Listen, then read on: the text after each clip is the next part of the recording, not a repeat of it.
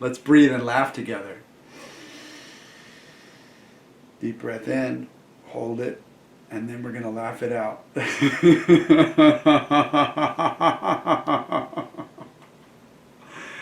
So I'm doing a series of videos of strategies, 14 strategies to accelerate your recovery.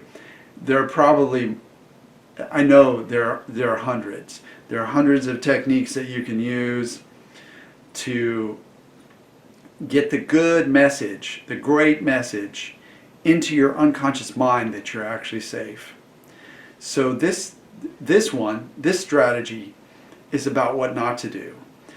With my clients, I'm very gentle, but I'm also willing to say to them to drop any other practitioner they're working with who makes them feel worse about their situation, who makes them feel like there's something wrong with their body, or that they're somehow wounded or broken or harmed or sick or any of that, because we're not here to fix.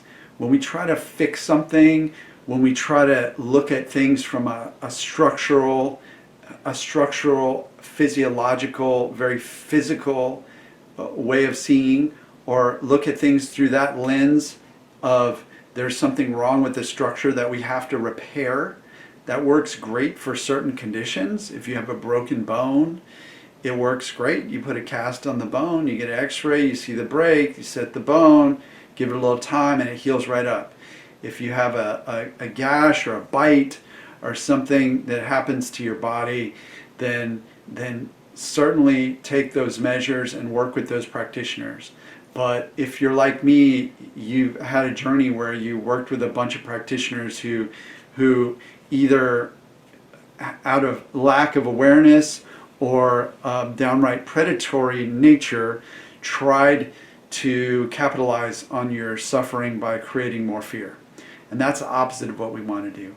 Unconscious mind will respond to anything you're trying to fix with more protection sensations, more protection signals. So you're already getting protection signals, and those signals are like sensations of anxiety, which could be shaking hands, racing heart, hot face. Dr. Hanscom was just talking about when the adrenaline rushes in and you get a splitting headache after you have a sympathetic nervous system activation when you're in fight or flight. So migraines, you have lots of protection sensations that come up. And it's really important to embrace those instead of fixing them. So to accept them and to move towards them. So there are a series of steps involved with that, but this step, this strategy that I'm talking about, is to let go and drop all of the fixing activities. Anything you're doing that's telling unconscious mind that there's something wrong with you or different with you or broken with you, that's all nonsense. And it sends the wrong message to unconscious mind. If you're sending that message, then you're going to get more sensations. And in many cases, those sensations will actually grow more and more intense over time, because unconscious mind is thinking, I really need to protect her. I really need to give her more protection because she's driving across town and she's getting needles stuck in her body, and she's going over to this other part of town and she's getting someone to press on her back and crack her spine and make some noise and do all these different things. So unconscious gets really kind of queasy with that. And there's a fine line between working with a coach and working with a therapist too. Some therapists, the therapists that are licensed, are often trained in ways that are not, they're not competent in handling this issue. They don't have experience with the issue, and they don't have techniques and strategies that are effective. So if you're working with the Pain Psychology Center, yes, absolutely. Great techniques, somatic tracking, outcome independence. There are a lot of amazing parts and scientifically proven parts to that program and protocol. but your traditional psychotherapist is probably going to give you some techniques and homework and not really, kind of like a treading water effect, where you might be talking about things which actually would make unconscious feel less and less comfortable, giving you more sensations. So drop the fixing. When you drop the fixing, you drop the fear.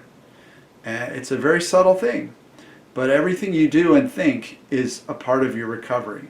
So it's important to become really, really skilled and really strong at letting go of negative thoughts, letting go of practitioners who are trying to, in their desperation, give you some explanation which just makes you more afraid.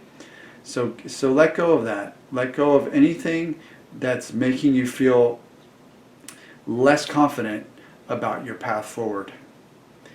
If you want to ask me some questions about this, feel free to do so in the comments section.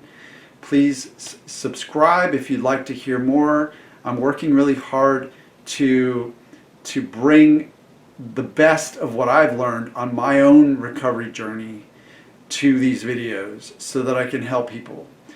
When you go through hell, you really want to help people, because when you're bedbound and you're in unimaginable levels of sensations and you're feeling like it doesn't make sense to be in this body anymore, then you get a deep sense of wanting to help others. When you come out of that, you feel like that's pretty much the most important thing in life, is to say, I see others who are suffering as I suffered, and I'm not going to stand by and let that happen. So I'm going to give you in these videos the wisdom from my journey, and hopefully you'll be able to implement this wisdom and accelerate your recovery.